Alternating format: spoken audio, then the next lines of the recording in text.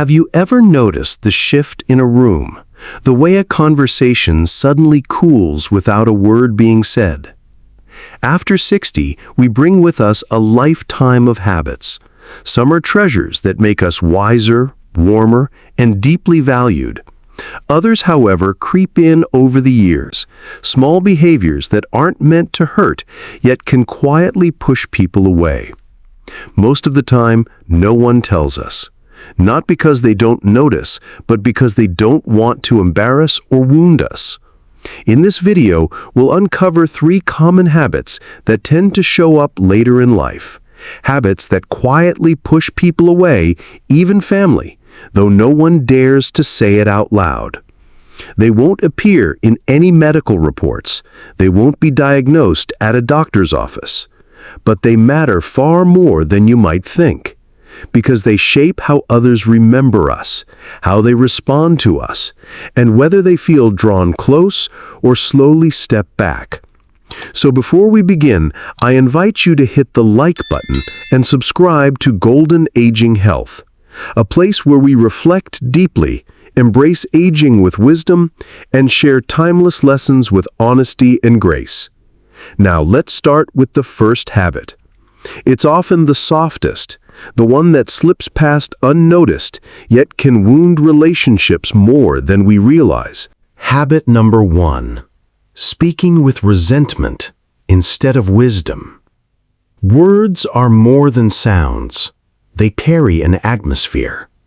Long after a sentence is spoken, the tone and feeling often linger in the room more strongly than the message itself. Once we reach our 60s, it's natural to feel we've earned the freedom to tell it like it is.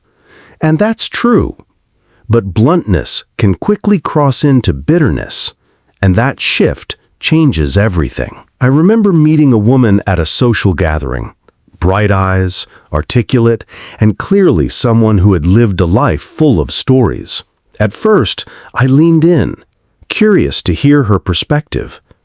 She had a quick wit and a library of knowledge tucked into every sentence. But within minutes, I began to notice a pattern. When someone mentioned their grandchildren, she shook her head and muttered, "Kids these days have no respect.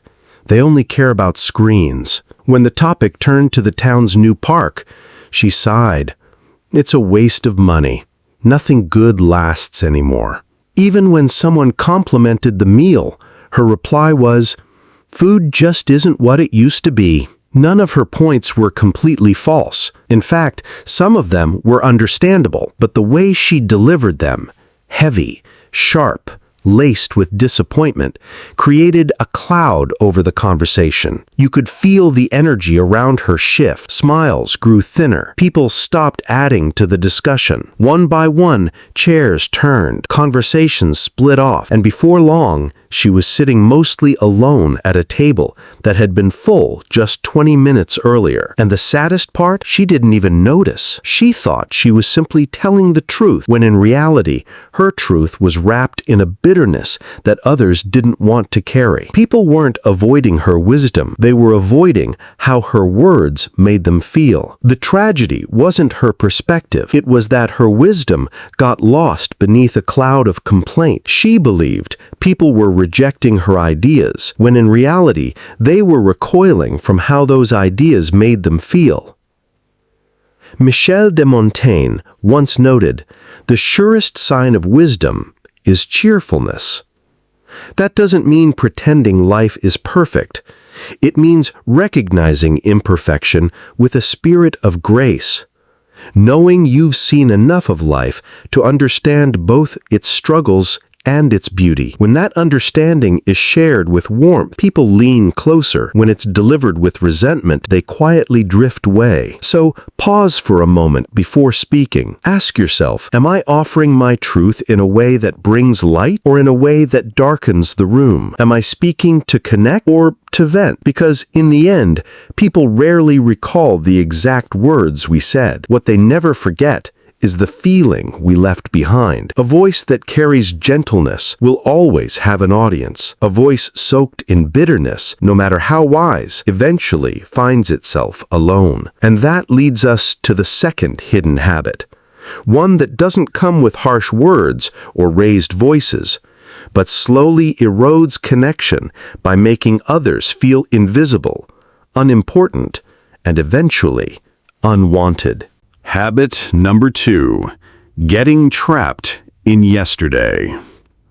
Each of us carries a lifetime of stories, moments etched so deeply into memory that they feel more vivid than the day unfolding in front of us. And while remembering is beautiful, the danger comes when yesterday begins to feel more alive than today. That's when the past stops being a treasure and quietly becomes a prison. Seneca once observed, "We complain that life is short, yet act as though it will never end." Harold had a library of wisdom to share, but he let nostalgia steal the gift of the time he still had. Living in the past isn't about remembering. It's about retreating. It's a subtle way of telling life, "I'm finished here." But the truth? Life after 60 isn't finished with you. The pace may be gentler, the room's quieter, but the potential is still alive. There are still conversations that can surprise you, still sunrises no one has ever seen before, still connections waiting to be made with people who don't care who you were, but are eager to know who you are now. The key is balance. Cherish the past, but keep returning to the present. Tell your stories, but don't let them become the only thing you have to give. Because the only place love, laughter, and legacy can continue is here, in today. Have you ever noticed yourself slipping into your old chapters and struggling to come back? If so, you're not alone. Share it in the comments. Let the world see the you who exists now, not just the one you used to be. That's how we honor our journey. That's how we keep truly living. Habit number 3, closing the door, a new learning. There's a quiet kind of loneliness that creeps in when the world keeps moving forward and you decide to stand still. It's rarely intentional. It doesn't come from anger or rejection. It comes from letting the tide of change roll past without stepping in. For many, this shift begins with the smallest things. You're sitting at the dinner table, and suddenly half the conversation sounds like a foreign language. A new gadget shows up in the kitchen, flashing lights like it belongs in a spaceship. Your daughter describes her work using terms you've never heard before. Your grandson bursts into laughter over a meme or a video that makes no sense to you. Outwardly, you smile, you nod, but inside, you feel the sting of a question you can't quite ask. When did the world stop including me? The temptation is to pull back, to stay with the familiar, to say, "That's not for me. I'm fine with what I know." And at first it feels safe, comfortable. But each time you refuse to engage with something new, a thin thread connecting you to the people around you quietly snaps. Over time, those threads don't come back. Until one day, you realize you're present, but no longer part of the story being told. I think of Eleanor, a woman I met at a community center. She was 76, graceful in her own quiet way, always wearing a pressed blouse with a strand of pearls that hinted at the elegance of her younger days.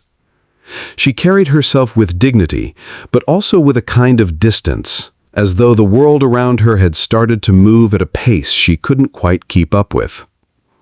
She still used a flip phone, the kind with buttons worn smooth from years of use, its screen scratched but familiar. Whenever her children offered to buy her a smartphone, she brushed it off with the same wave of the hand. Too complicated. I don't need all that nonsense. It sounded like confidence, but there was a trace of fear hidden in her voice. Fear of being clumsy, fear of feeling dependent, fear of entering a world where she no longer spoke the language. Then came the evening that shifted everything. Her grandson had just received the news of his college acceptance, and in his excitement, he recorded a video to share with the family. Phones buzzed, laughter filled the room, and everyone gathered around glowing screens to replay the moment again and again. Except Eleanor. She sat in her chair, her flip phone tucked in her palm like a relic, smiling politely as others gasped, clapped, and even cried. At first she tried to hide it, leaning forward as though she could catch the joy by proximity. But when someone asked, "Grandma, did you see it?" she froze. She admitted softly, "No, I can't open it on this phone." The room fell into an awkward hush. She laughed it off, but the laugh caught in her throat. And then as the others returned to celebrating, I noticed her eyes glisten. A tear rolled down, and with a trembling smile, she whispered something I will never forget. "The world keeps inviting me in, and I keep refusing the door." It was heartbreaking, not because she had missed a video, but because she had missed a connection. That short clip wasn't just about an achievement. It was about being part of a shared joy, a family moment that became a memory. By resisting, by insisting, "That's not for me," she had unknowingly built a wall, brick by brick, until one day it stood between her and the people she loved most of all. Learning something new at this stage of life isn't about staying trendy or competing with younger generations. It's about keeping your place at the table. It's about showing the people you love that you still want to share in their world. You don't have to master coding or become an expert at social media. Sometimes simply asking your grandson to explain a new app or letting a neighbor teach you a recipe says more than words ever could. Your world matters to me. I want to be part of it. Montaigne once said, "He who fears suffering already suffers what he fears." Resisting change is just that. Fear disguised as certainty. The truth is, every time you allow yourself to learn something, you gain more than knowledge. You create a bridge. You remind yourself and others that you're still growing, still curious, still alive to possibility. So the next time you face something unfamiliar, whether it's a TV remote, a new recipe, or even a single foreign word, lean toward it, not away. Let yourself stumble. Ask for help. Smile through the awkwardness, because wonder doesn't belong only to the young. It belongs to the willing. So there you have it. 3 subtle but powerful habits that can quietly push people away, sometimes even those who love us most. Speaking with resentment instead of wisdom.